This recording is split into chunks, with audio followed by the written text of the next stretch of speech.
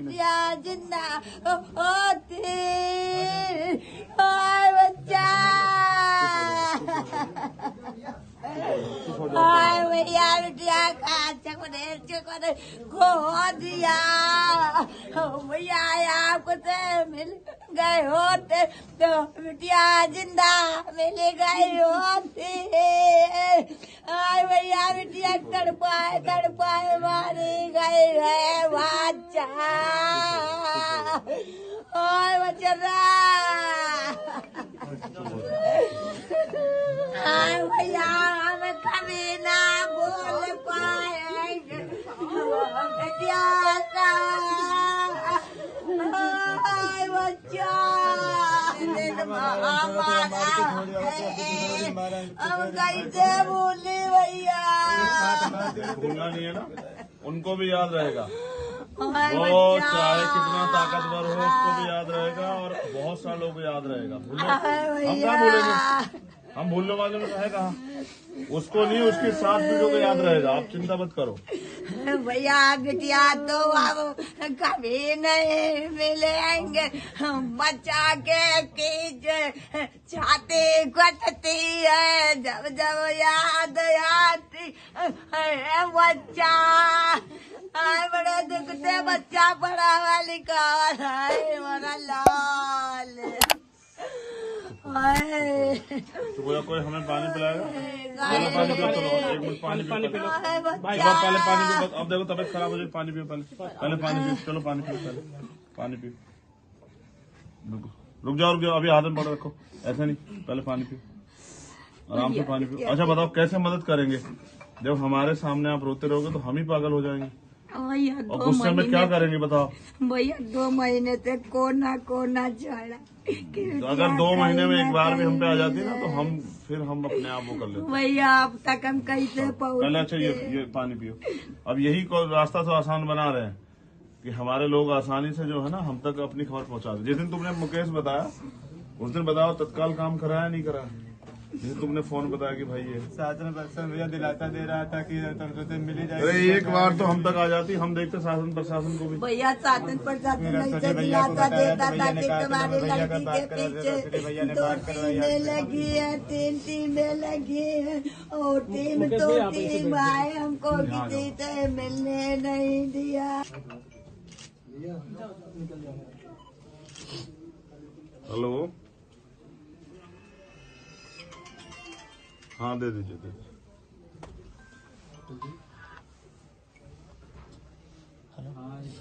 जी नमस्कार, कहाँ पर हैं आप?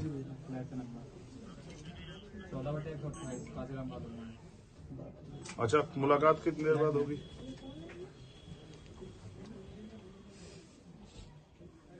हाँ ठीक है, 1 घंटे बाद करेंगे। आप बताइए कहाँ ना, रेजिडेंस पे? ठीक है, 1 घंटे बाद आपके रेजिडेंस पे आता हूँ। ठीक ओके। आजाद जी, आज उन्नाव आए हैं आप, सबसे पहले मकसद बता दीजिए आज आने का। उन्नाव में अन्याय हुआ है और अन्याय करने वाले 62 दिन तक खुलेआम घूम रहे थे। एक पीड़ित परिवार दर की ठोकरें खा रहा था, सारे नेताओं के, सारे अधिकारियों के दरवाजों पे माथा टेक रहा था। किस तरह से उनकी एक बेटी जो आज इस दुनिया में नहीं है वो किस तरह से बच जाए, उसकी जान बच जाए। और सच ये भी है, अगर यहाँ का कानून व्यवस्था जो है वो नेताओं की चौखट पे नतमस्तक नहीं होती तो शायद वो आज बेटी हमारे बीच होती। सारी व्यवस्था जो है ताकतवर लोगों के कदमों में दम तोड़ चुकी है। आजाद भारत में भी अगर 62 दिन एक बच्ची को बरामद कराने के लिए उनका परिवार सारे नेताओं के, सारी अधिकारियों के आगे पीछे घूमता और फिर भी वो बच्ची जो है मिलती भी तो इस हालात में, तो मैं समझता हूँ कानून व्यवस्था कहाँ है।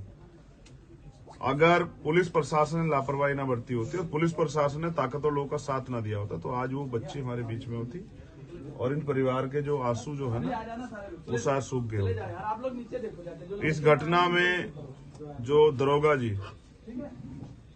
जो बार बार परिवार को धमकाते रहे, डराते रहे और मदद नहीं की, वो दरोगा जी जो हल्का इंचार्ज थे, उस थाने के SHO, उस सर्कल के CO जिन्होंने न्याय को प्रभावित किया, वो भी दोषी हैं। मैं यहाँ के SSP और DM और प्रदेश के सूबे के मुख्यमंत्री जो कानून व्यवस्था के बड़े बड़े दावे करते हैं, उनसे पूछना चाहता हूँ कि क्या उस अपराधी के घर पे बुलडोजर चलेगा, या वो अपराधी रसूखदार परिवार से है, उसके पिताजी मंत्री रहे, तो वो क्या वो गरीबों के बच्चों के साथ शोषण करेगा और वो बच जाएगा? क्या उस SSP जो है, वो जो CO, SHO और वो जो दरोगा है, जिनकी वजह से वो भी हत्या में दोषी है, अगर उन्होंने समय पर कार्रवाई होती तो आज वो बेटी जिंदा होती। उन्होंने अपने कानून, अपने जो जिम्मेदारी है उसका निर्वहन नहीं किया, क्या उनके खिलाफ कोई कार्रवाई होगी? मैं चाहता हूं पीड़ित परिवार की मदद के साथ साथ उन दरोगा पे, SHO पे और CO पे सेक्शन 4 का मुकदमा दर्ज करके उनको जेल भेजा जाए, जिससे दोबारा कोई न्याय को प्रभावित न करे और किसी बच्ची के साथ ऐसी घटना दोबारा ना हो। इस परिवार को और दूसरे परिवार को न्याय के प्रति भरोसा हो, और अगर इस परिवार के आंसू ऐसे ही बहते हैं तो इसका मतलब मुख्यमंत्री जी न्याय नहीं करेंगे। वो प्रशासन को जाति देख के बुलडोजर चलाने की इजाजत देते हैं और न्याय करने की, तो इसका खामियाजा उत्तर प्रदेश को भुगतना पड़ेगा। दुख है, आशा उम्मीद यही है कि कानून व्यवस्था अपने जिम्मेदारी से काम करती तो आज चीजें कुछ और होती। और जो बड़ी बड़ी बातें की जा रही, मैं ये पूछना चाहता हूं, क्या SSP साहब उस बच्ची को वापस ला सकते हैं? रजोल के साथ क्या होगा उससे फर्क नहीं पड़ता, क्या वो बच्ची को वापस ला सकते हैं? कैसे पाली होगी माँ ने, बाप ने, चाहे वो गरीब है कुछ भी, लेकिन फूल की तरह पाली होगी। और जो जुल्म सितम उसके साथ हुआ, 18 दिन तक वो जिंदी रही, किस हालात में, क्या क्या नहीं सहा होगा, कितने लोगों ने उसके शरीर को नोचा होगा, कौन लेगा जिम्मेदारी? और ये है कानून व्यवस्था। इस प्रदेश के लिए सबसे बड़ी दुखद ये है कि योगी आदित्यनाथ इस प्रदेश में मुख्यमंत्री है, जिनको कोई फर्क नहीं पड़ता, जिनको गरीबों की चीखें नहीं सुनाई देती, गरीबों का दर्द नहीं सुनाई देता, बेसहाराओं की, शोषितों की दर्द की आवाज उन तक नहीं जाती। मुझे दुख है कि मुख्यमंत्री सो रहे हैं और प्रदेश बेहाल है। चंद्रशेखर आजाद 3 दिन पहले मेरी परिवार से बात हुई, जिस दिन बात हुई थी उसी दिन मैंने यहाँ के SSP DM दोनों से बात की और उनसे पूछा कि इस लापरवाही का जिम्मेदार कौन है, और अगर पुलिस इस तरह से सत्ता के आगे नतमस्तक होगी तो फिर कौन पुलिस पे भरोसा करेगा? उन्होंने मुझे विश्वास दिलाया था कि उन अधिकारियों के खिलाफ भी कार्रवाई होगी और पीड़िता को न्याय भी मिलेगा। हम ये चाहते हैं कि मामला फास्ट ट्रैक कोर्ट में चले, जो सरकार की तरफ से मदद होनी है वो मदद हो, इस परिवार की सुरक्षा सुनिश्चित हो और इस घटना की जांच हो, चाहे वो CBI जांच हो, चाहे वो कोर्ट द्वारा जांच हो, जिसमें इस घटना में जितने लोग इन्वॉल्व है, चाहे वो अधिकारी कर्मचारी हो या नेता लोग हो, उन सब से पर्दा उठे और उन सबको सजा मिले। तो परिवार की भी ये मांग है CBI जांच हो, और मैं भी ये मांग करता हूँ कि CBI जांच हो। उसके अलावा पूरी जितना भी कोर्ट से रिलेटेड सारा मामला उसको चंद्रशेखर आजाद खुद और उनकी टीम देखेगी, चाहे वो यहाँ लड़ना पड़े।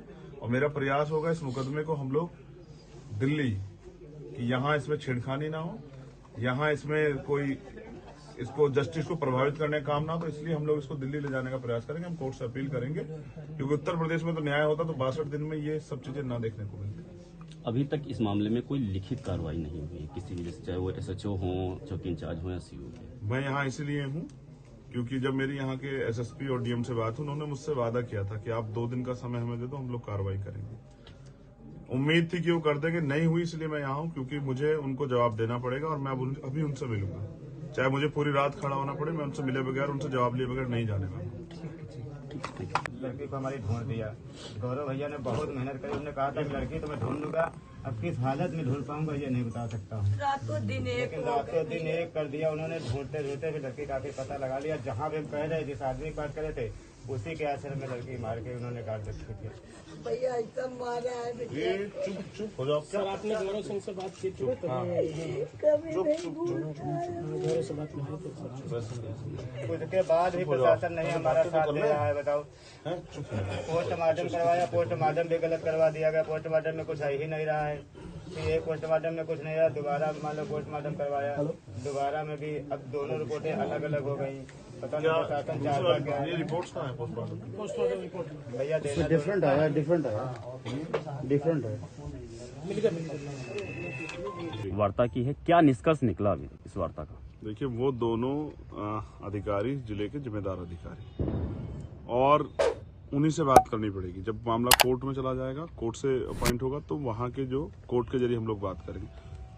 इतनी बड़ी घटना हुई है, कुछ अधिकारियों की लापरवाही है। अगर उन्होंने अपनी जिम्मेदारी को, अपने कर्तव्य को सही तरह निर्वहन किया होता तो शायद आज मैं यहाँ ना होता और ये इतनी बड़ी घटना ना होती। डीएमएसपी ने बताया किन अधिकारियों की लापरवाही है? हाँ, मैं मानता हूँ, उनके बताने की जरूरत नहीं है। वो जो SHO हैं उस थाने के, जो वहाँ नहीं है, जिनको सस्पेंड किया गया, और वो SI जो हैं, दोनों लोग। मेरा सवाल ये है कि डीएम और एसपी ने क्या ये एडमिट किया है कि इन लोगों की लापरवाही है? एडमिट तो ये, इसमें एडमिट करने वाली कोई बात ही नहीं है। अगर उन्होंने FIR दर्ज की होती और आरोपी को बुला के कार्रवाई की होती तो आज वो बच्ची जिंदा होती। ये तो मतलब इसको प्रमाण की जरूरत नहीं है, ना डीएम SSP की, ना मेरे। ये तो 62 दिन हो गए हैं, इतना बड़ा इशू है। उसके अलावा वो जो सभी दोषी हैं, मैं चाहता हूँ ना इसकी फेयर जांच हो। पहली बात तो इसकी CBI जांच होगी तो ये पता लगेगा कि 62 दिन में क्या क्या हुआ है, कौन कौन लोग शामिल है। क्योंकि इतने बड़ी घटना को दबा के रखने के लिए आजाद भारत में 71 साल बाद, और कोई कहता कि अभी आपकी बेटी से मेरा मन नहीं भरा है, मैं उसको 3-4 दिन में भेज दूंगा, अधिकारियों के सामने बात होती है 1 हफ्ते में भेज दूंगा, 3-3 बार बात होती है। कोई मजाक चल रही है? कानून व्यवस्था कहाँ है जिसके लिए बाबा जी बहुत बड़ी बड़ी बातें करते हैं? मैंने उनसे ये भी पूछा, दोनों अधिकारियों से, कि क्या इस आरोपी के घर पे बुलडोजर चलेगा? हमारी मांग है कि फास्ट ट्रैक कोर्ट में मुकदमा चले, जल्द से जल्द 6 महीने के अंदर इसमें न्याय हो। दूसरा, उन सभी आरोपियों पे रासुका लगे, जांच हो, और जो लोग इसमें शामिल, चाहे वो अधिकारी, कर्मचारी, नेता हो, उन सब पे इसी मुकदमे के थ्रू कार्रवाई हो। उस दरोगा पे, SHO पे, उन पे भी कार्रवाई हो, CO पे भी, जिन्होंने अपनी वर्दी को जो है नेताओं के चौखट पे रख दिया और जिसकी वजह से न्याय नहीं हुआ। हमारी मांग है कि परिवार को 25 लाख रुपए का मुआवजा दिया जाए, क्योंकि जिस माँ बाप ने पाली है, पाल पोस कितना बड़ा की है, उस माँ बाप को तो अगर आज रजोल को फांसी भी हो जाती है तो उस परिवार को क्या मिलेगा? उनकी एक बच्ची है जो पढ़ना चाहती है, उनका एक बेटा है जो आगे बढ़ना चाहता है। एक सरकारी नौकरी की मांग भी हमने की है, क्योंकि वो हत्या की हकदार नहीं थी, उसकी किस्मत में हत्या लिखी जाएगी, ये तय नहीं किया। तो उसके अलावा पीड़ित परिवार को आगे बढ़ने के लिए सरकारी जमीन दी जाए, परिवार की सुरक्षा सुनिश्चित हो, और ये इम्पोर्टेंट मांगे हमने रखी हैं। और सबसे ज्यादा जरूरी ये है कि इसमें फेयर जांच हो। जब वो जांच होगी तभी दूध का दूध, पानी का पानी होगा, और पता लगेगा इसमें कौन कौन शामिल है। और मैं चाहता हूँ कोई भी आरोपी ना बचे और कोई भी निर्दोष जेल ना जाए।